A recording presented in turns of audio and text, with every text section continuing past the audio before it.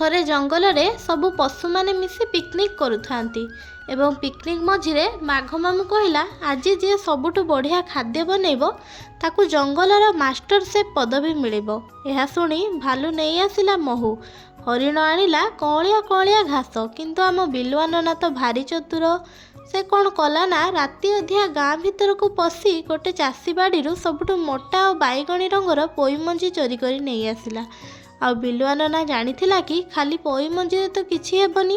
ସେଥିପାଇଁ ସେ କ'ଣ କଲା ନା, ଜଣକ ରୋଷେଇ ଘରୁ ପଶି ରାଗୁଆ ସୋରିଷ ବଟା ଆଉ ଫୁଲ ବଡ଼ି ଚୋରି କରି ନେଇ ଆସିଲା।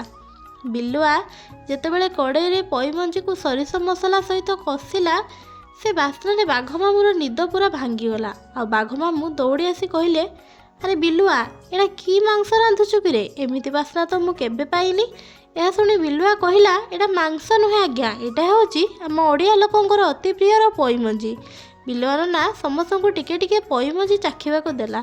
ଭାଲୁ ମଉସା ତ ମହୁ ଛାଡ଼ି ପୋଇ ମଞ୍ଜି ଚାଟିଲେ।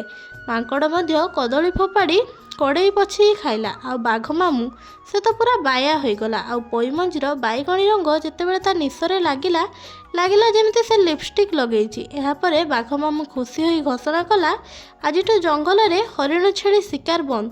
ସମସ୍ତେ ବାଡ଼ିରେ ପୋଇ ଲଗାଅ, ଆଉ ବିଲୁଆ ନନା ଆମକୁ ପ୍ରତିଦିନ ପୋଇ ମଞ୍ଜି ରୋଷେଇ କରିକି ଦେବ। ଏହିଭଳିଆ ମଜାଦାର କାହାଣୀ ଶୁଣିବାକୁ ଚାହୁଁଥିଲେ ଯିବା ପୂର୍ବରୁ ଆମ ଚ୍ୟାନେଲକୁ ସବସ୍କ୍ରାଇବ୍ କରିକି ଯାଆନ୍ତୁ।